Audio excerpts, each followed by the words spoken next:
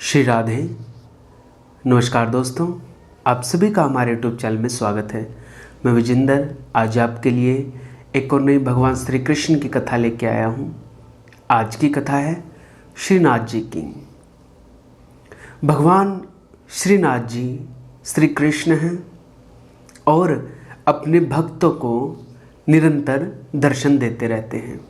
एक बार उनका कोई भक्त गया उनके पास और जाकर के कहता है कि प्रभु, आप तो कुछ करते ही नहीं, सारा दिन बस यूं ही खड़े रहते हो और आपके भक्त आपके पास आते हैं, आपका दर्शन करके जाते हैं।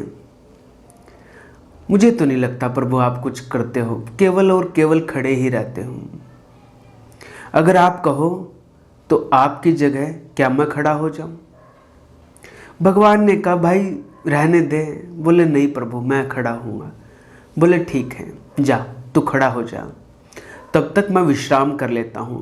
लेकिन एक काम करना, तेरे पास अनेक भक्त आएंगे दर्शन करने के लिए, तू उन्हें दर्शन देना, लेकिन बोलना मत, मुख से एक भी शब्द निकलना नहीं चाहिए। उसने कहा ठीक है प्रभु।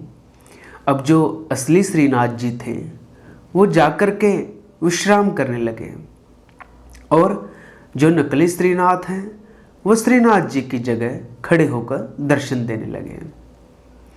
अब देखिए दर्शन दे रहे हैं, तब एक सेठ जी मंदिर में आए, उनका दर्शन करते हैं, उनको प्रणाम करते हैं। उनके पास बहुत सारे पैसे होते हैं, बहुत सारे पैसे वो दान पात्र में डाल देते हैं। जब पैसे दान पात्र में डाल रहे थे तो वो अपना पर्स वहीं पर भूल गए। उस पर्स में बहुत सारे पैसे थे। भगवान को प्रणाम किया और प्रणाम करके चले गए। अब सेठ के जाने के बाद एक गरीब व्यक्ति आया है। इतना गरीब है कि उसके पास खाने तक के पैसे नहीं हैं, भूखा है। गया, जा कर के भगवान श्रीनाथ का दर्शन किया है, दर्शन का लाभ लिया। किसी ने उस गरीब व्यक्ति को 5 रुपए दान में दिए थे। उसने सोचा 5 रुपए हैं, क्या करूं, मेरे सब कुछ 5 रुपए ही हैं, तो क्यों ना मैं ये श्रीनाथ जी को ही दान दे दूं। और उस व्यक्ति ने श्रीनाथ जी को वो 5 रुपए दान में दे दिए। अब जब 5 रुपए दान में दिए तब उसकी नज़र उस पर्स पर पड़ी। भूखा था, गरीब था।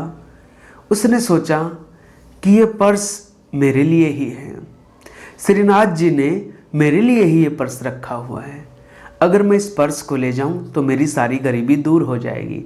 ऐसा सोचकर वो गरीब व्यक्ति उस पर्स को उठा ले जाता है। जो नकली श्रीनाथ जी बने हैं वो भक्त एक शब्द भी नहीं बोलते, बड़े खुश हैं कि अमीर ने पर्स दिया, गरीब ने लिया, अच्छी बात है। अब देखिए एक तीसरा व्यक्ति भगवान श्रीनाथ जी के पास आता है और श्रीनाथ जी को प्रणाम करता है, दर्शन करता है। वो कुछ भी नहीं चाहता, केवल और केवल भक्ति भगवान से चाहता है कि हे प्रभु, मुझे तेरी भक्ति मिले, मुझे तेरा दर्शन मिले, मुझे तेरा प्रेम मिले। इस तरह से वो भक्त भक्ति करना चाहता है। अब जो सेठ जी थे सबसे पहले आए थे, उन्होंने क्या देखा कि मेरा पर्स चोरी हो गया है और खूब ढूंढा, मिला नहीं। ध्यान आया कहीं मंदिर में गिर गया हूँ, कहीं मैं उसे मंदिर में भूल आया हूँ। तुरंत पुलिस को फ़ोन किया कि मेरा पर्स चोरी हो गया, उसमें बहुत सारे पैसे थे, आप तुरंत आइए। पुलिस आई है सेठ जी के पास। सेठ जी को लेके सर्च करने गई तो मंदिर में पहुँचे हैं। मंदिर में वो भक्त भक्ति कर रहा था, जो भक्ति मांगने आया था। अब जब पुलिस आई तो पुलिस ने सोचा अरे कहीं इसने पर्स तो नहीं ले लिया है। सेठ भी यही सोचने लगा, क्योंकि मंदिर में तो वो ही व्यक्ति था जो भक्ति मांगने आया था। तब वो पुलिस उस व्यक्ति को पकड़ने लगी। सेठ जी ने भी सोचा यही चोर है, इसी ने पैसे लिए होंगे। जैसे ही वो पकड़ने लगी तब जो नकली श्रीनाथ बने वो बोल पड़े, अरे नहीं, आप इसे मत पकड़िएगा, ये तो भक्त है, ये तो भगवान की भक्ति मांगने आया है, चोर तो कोई और है, पर्स तो कोई और लेके चला गया। ऐसी बात हुई। जब ऐसी बात हुई तो पुलिस ने उसे छोड़ दिया और वो सब मंदिर से चले गए। अब जो नकली श्रीनाथ बने थे वो बड़ा खुश है। वो सोचता है कि अरे आज तो मैंने किसी निर्दोष को अपराधी होने से बचा लिया। श्रीनाथ जी का विश्राम पूरा हुआ। श्रीनाथ जी आते हैं और श्रीनाथ जी कहते हैं कि भाई कैसा रहा तेरा दिन? कोई भक्त आया, दर्शन किए? बोले प्रभु आज तो कमाल हो गया, मैंने सब ठीक कर दिया, सब गड़बड़ होने जा रहा था प्रभु। बोले क्या हुआ? उसने पूरी घटना बताई कि एक सेठ आया था, दर्शन किए, पैसे दिए, पर्स गिर गया, एक गरीब व्यक्ति आया, उसने 5 रुपये चढ़ाए और मैंने बदले में उसे पर्स दे दिया।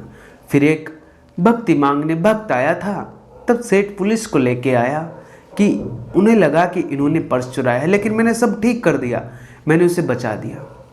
मैंने बोल दिया कि पर्स इसने नहीं चुराया है, पर्स तो मैंने उस गरीब व्यक्ति को दे दिया है।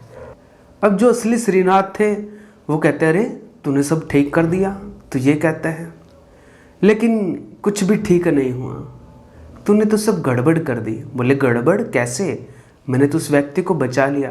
बोले तुमने बचाया नहीं, तुमने उसे फंसा दिया।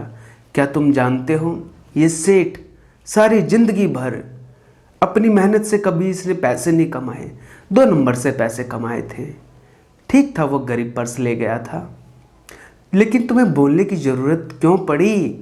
तुम्हें पता है कि जिस भक्त को तुमने बचाया उसका एक्सीडेंट होना था गाड़ी के सामने आके, लेकिन मैंने ऐसी व्यवस्था कर रखी थी, वो मेरी भक्ति करता था कि अब पुलिस आएगी उसे पकड़ के ले जाएगी तो उसका एक्सीडेंट नहीं होगा।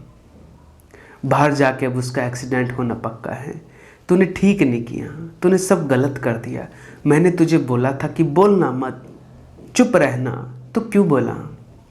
तब उस व्यक्ति को जो नकली श्रीनाथ बना था उसको लगा कि प्रभु मुझसे गलती हुई है, मुझसे अपराध हुआ है, आप मुझे क्षमा करें। भगवान के चरणों में लेट गया, माफ़ी मांग ली और कहा प्रभु आपकी व्यवस्था, आपका न्याय तो आप ही जानते हैं, हम तो उसके बारे में केवल सोच ही सकते हैं। हम सोचते हैं कि ये गलत है, ये ठीक है, ऐसा होना चाहिए, ऐसा नहीं होना चाहिए, जबकि ऐसा नहीं है। प्रभु आप जो करते हैं हमेशा अच्छा ही करते हैं। तो ये प्यारी सी कहानी मुझे किसी ने सुनाई, मैं आपके लिए लेके आया और बात भी बड़ी पक्की है, बड़ी सच बात है। कई बार हमें लगता है कि फलाना व्यक्ति दुखी है या हम खुद भी दुखी हैं, लेकिन नहीं, उसकी नज़र में सब बराबर हैं। वो कभी नहीं सोचता कि मैं इसको दुख ज़्यादा दूं, इसको दुख कम दूं, बल्कि वो तो सोचता है मेरा भक्त अगर मेरे शरणागत हो जाए, उसके जीवन में कोई भी दुख आएगा तो दुखी नहीं रह पाएगा। तो इसी तरह से हम सभी भगवान के शरणागत हों।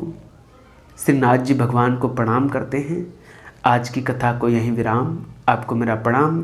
जय श्री राम, जय जय श्री राधे।